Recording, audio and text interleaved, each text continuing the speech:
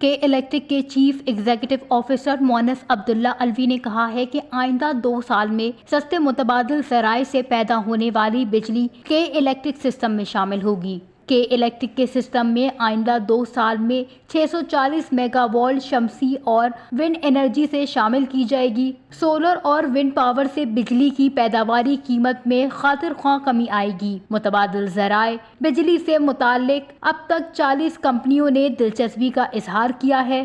مونس علوی نے مزید کہا ہے کہ سولر اور ونڈ پاور منصوبے میں یورپ، چین اور مشرق وسطی کی 12 کمپنیوں نے اظہار دلچسپی کیا ہے۔ متبادل توانائی کے پروجیکٹ بلوچستان کے ہب، اتھل، بیلا اور کراچی کے سرجانی ٹاؤن میں لگائے جائیں گے۔ سولر اور ونڈ پاور پروجیکٹ میں $400 ملین سے زائد سرمایہ کاری متوقع ہے۔